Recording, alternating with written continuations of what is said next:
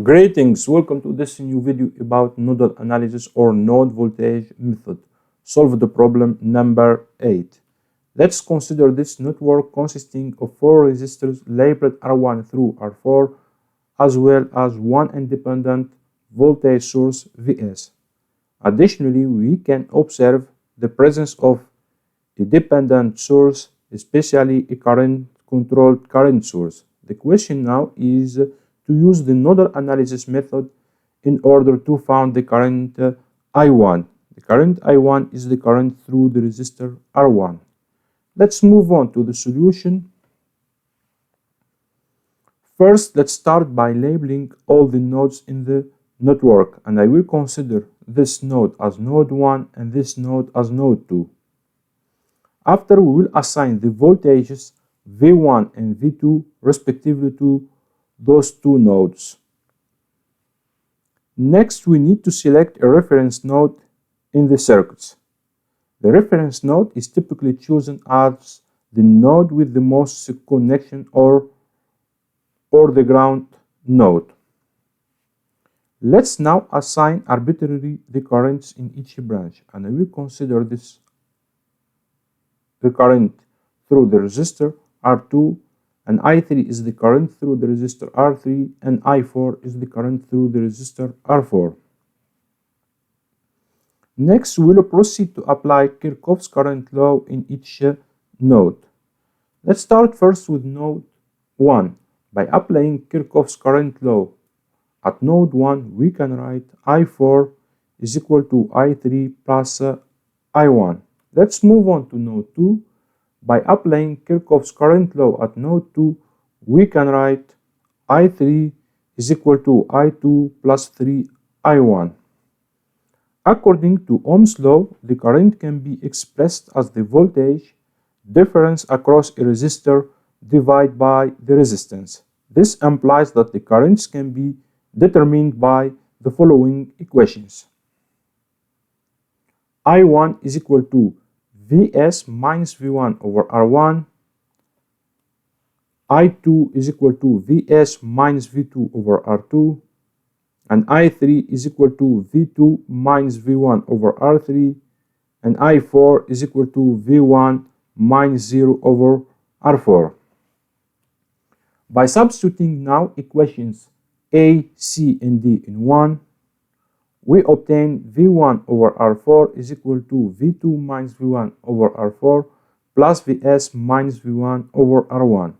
And by replacing the resistors and the voltage with their numerical values, we obtain this equation.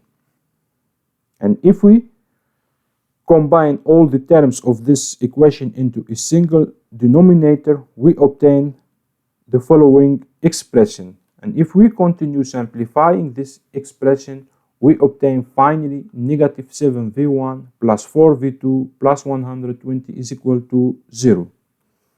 And now by substituting equations C, A, and B in 2, we can write V2 minus V1 over R3 is equal to 3Vs minus V1 over R1 plus Vs minus V2 over R2. By replacing the resistors and the voltage with their numerical values, we obtain this equation. If we combine all the terms of this equation into a single denominator, we obtain the following expression. And if we continue simplifying this expression, I get negative 2.5 V1 minus 6 V2 plus 510 is equal to 0. By performing equation 4 plus 1.5 times equation 3, we obtain one equation in terms of V1. Negative 13 V1 plus 690 is equal to 0. That means V1 is equal to 690 over 13 is equal to 53.08 volt. And from equation 3, we have V2 is equal to 7V1 minus 120 over 4. If we replace V1 with its numerical value, we obtain V2 is equal to 62.88 volt. Let's move on to the current I1. From equation A, we have I1 is equal to Vs minus V1 over R1. If we replace Vs, V1 and R1 with their numerical values, we obtain finally I1 is equal to 1.73 amps. After completing the calculations, we conduct a simulation using SPICE to verify our results. Now let's proceed to the SPICE environment. This is our network drawn in SPICE simulator. We can see here our independent voltage source Vs, the current controlled current source, resistor R1, R2, R3 and R4. I connect here a voltmeter in order to measure the node voltage V2, another voltmeter in order to measure the node voltage V1, and this is like an ampermeter in order to measure the current I1. Let's move on to analysis. This say analysis, calculate nodal voltage.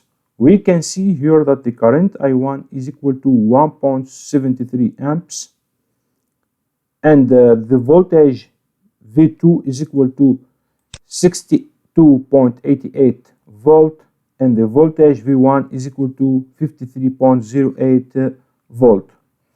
After completing the network simulation, we can clearly observe the similarity between the simulation and calculation results.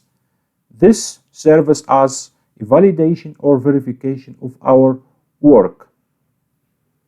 Alright, thank you for watching this video. If you have any question, do not hesitate to contact me by email or leave a comment under this video and I will answer you as soon as possible.